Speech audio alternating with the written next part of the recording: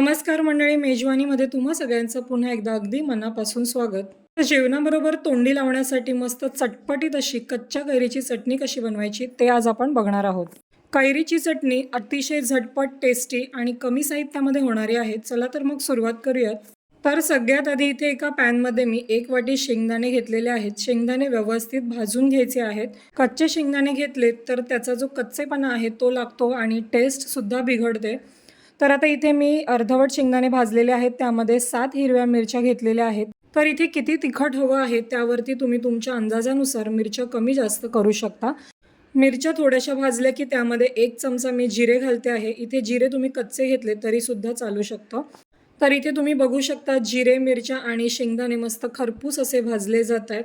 तर इथे मी गॅस बंद केलेला आहे. सर्व साहित्य थंड करून घ्यायचं आहे. सर्व साहित्य थंड झालं की आपण एका मिक्सरच्या भांड्यामध्ये हे शेंगदाणे, जिरे आणि मिरची काढून घेणार आहोत. त्यानंतर यामध्ये कोथिंबीर घालायची आहे. पुदिना असेल, पुदिना घातलात तरीसुद्धा चालेल. 7 लसणाच्या पाकळ्या घातलेल्या आहेत मी. थोडीशी हळद घालायची आहे आणि त्यानंतर सगळ्यात शेवटी इथे मी चवीनुसार थोडंसं मीठ घालते. थोडं मीठ मी अजून घालते आहे. त्यानंतर आपण हे वाटून घेणार आहोत. खूप जास्त बारीक वाटायचं नाही आहे. तुम्ही बघू शकतात शेंगदाणे थोडेसे मी जाडसरच ठेवलेले आहेत. तर आता यामध्ये मी 1 कच्ची कैरी घेतलेली आहे. तुम्ही बघू शकतात इथे मी 1 मोठी कच्ची कैरी किसून घेतलेली आहे, जी सालीसकट किसलेली आहे.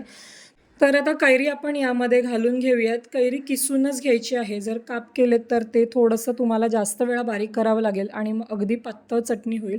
त्यामुळे आपण किसून घ्यायची आहे. तर आता हे सर्व मी एकदा मिक्स करून घेते. तर आता पुन्हा एकदा हे मिक्सरमध्ये फिरवून घेऊयात आपण. खूप जास्त बारीक करायचं नाही. तुम्ही बघू शकतात किसलेल्या कैरीचे जे काप आहेत ते सुद्धा यामध्ये दिसत आहेत.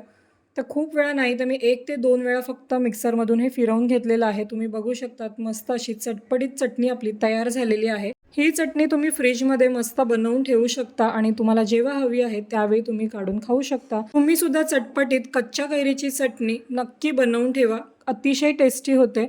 कशी होते ते मला नक्की कमेंटमध्ये कळवा आणि जर तुम्हाला माझा व्हिडिओ आवडला असेल तर प्लीज व्हिडिओला लाईक, शेअर, सबस्क्राईब नक्की करा. तर भेटूयात पुढच्या व्हिडिओमध्ये. तोपर्यंत हेल्दी खा, आनंदी रहा. धन्यवाद.